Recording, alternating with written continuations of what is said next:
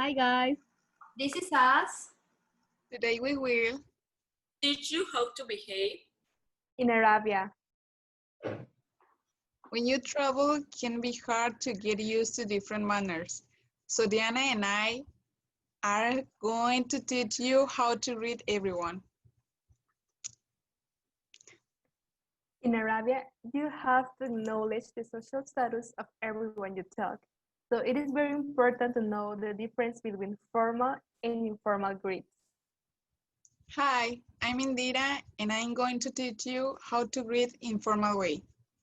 In Arabia, it's important to recognize the status or age to properly greet the person and thus avoid misunderstood situations, awkward situations, or even offend the person. The most common form of greeting is a handshake by the right hand, and the left hand is considered impure because it's used for personal hygienics activities unless we have our right hand injured, but we can also excuse us and offer our elbow.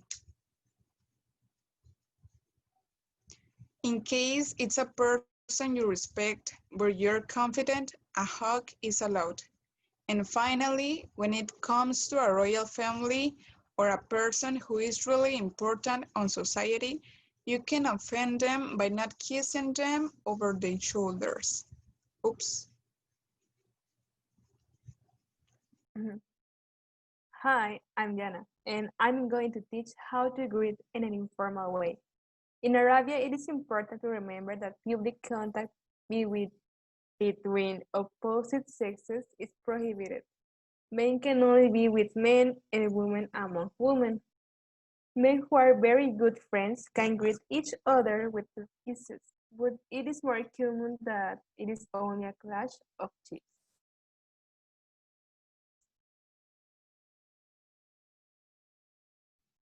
While women can give themselves 2 kisses on the cheek, grandparents have to be greeted with a kiss on their head. Hello, I'm Mariana. I share some tips to have a good stay in the country of Saudi Arabia. Remember, when you are talking with someone else, you should try to not interrupt. It is considered rude.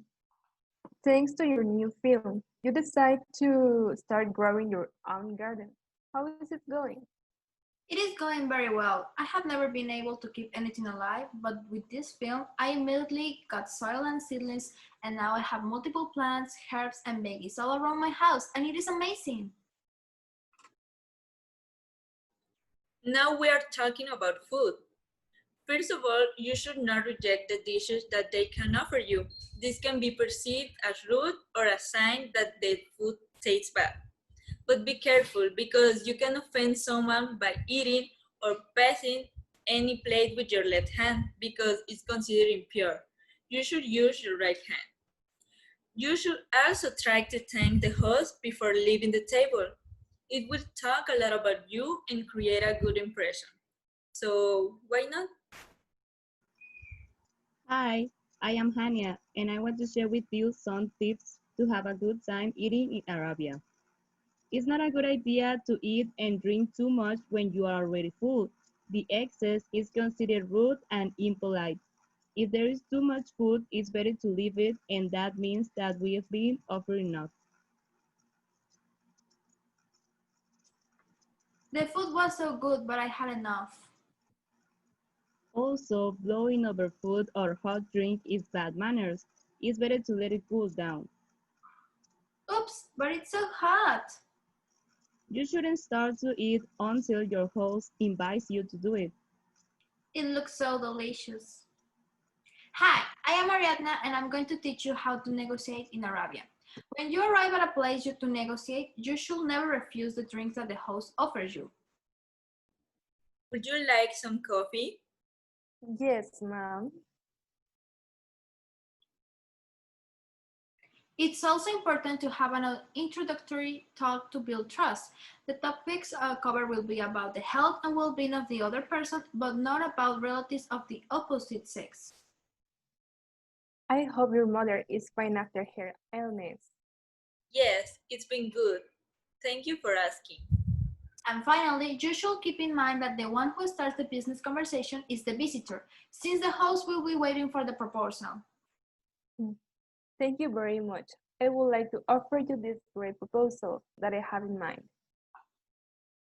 That's all, friends. Thank you for seeing us. Bye. Bye. Subscribe.